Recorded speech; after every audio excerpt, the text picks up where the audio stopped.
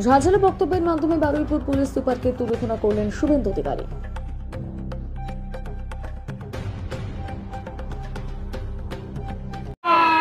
লাগাতে হবে এই মালটা কে জানেন? এই মালটা হলো অ্যাডিশনাল এসপি ছিল 2023 তেসরা ডিসেম্বর। আমি হটুগঞ্জে অ্যাটাক হয়েছিলেন না আপনারা? আমার প্যান্ডেল ভেঙে দিয়েছিল আগের দিন, মনে আছে? এর উপরে একটা বাঁদর আছে, তার নাম ধৃতিমান, ও পশ্চিম মেদিনীপুরে এসপি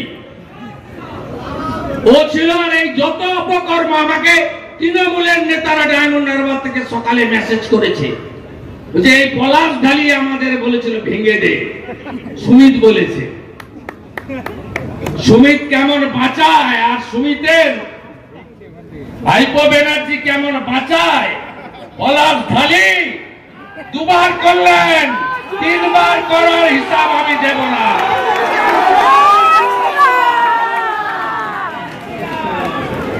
তিনটা দুই জায়গায় মঞ্চ বাঁধিব, মাইকে শুভেন্দু অধিকারীর বাপ তুলিয়া চোর চোর কইব। পশ্চিমবাংলা সবাই জানে সবচেয়ে বড় চোরের নাম কি? সবচেয়ে বড় চোরের নাম কি? সবচেয়ে বড় চোরের নাম কি? সবচেয়ে বড় চোরের নাম কি? তৃণমূল মানে, তৃণমূল মানে, তৃণমূল মানে, তৃণমূল মানে মহিলা ভাইপোকে, মহিলা ভাইপোকে, মহিলা ভাইপোকে, কালীঘাটের কাকুর ভাইপোকে। পর থেকে এখানকার এই জেলার মগরাহাটের প্রার্থী মানুষ সাহা সহ যে 57 জন খুন হয়েছেন, শহীদ হয়েছেন, তাদের মধ্যে এই জেলার প্রায় 9 থেকে 10 জন পার্টির কার্যকর্তা আছেন। এই সাংগঠনিক জেলায় 21 সালে লোকসভা নির্বাচন, বিধানসভা ভোটের পরে আমি ঘর ছাড়াদের কাছে একবার নয় 5 বার এসেছি। তখন সুনীপ বাবু সভাপতি ছিলেন। আমি দলের পক্ষ থেকে 3 জন শহীদ পরিবারকে চেক তুলে দিয়ে গেছি।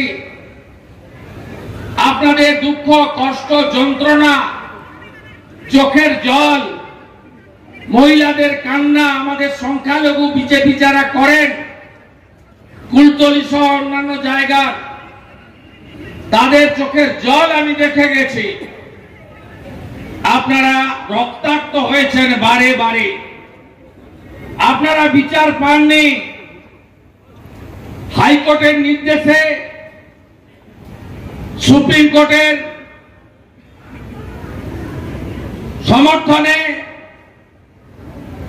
61টা মামলা হয়েছে সিবিআই।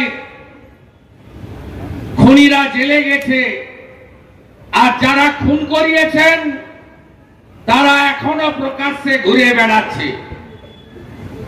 এই জেলাতে 2023-এর পঞ্চায়েতের নির্বাচন হয়নি। যারা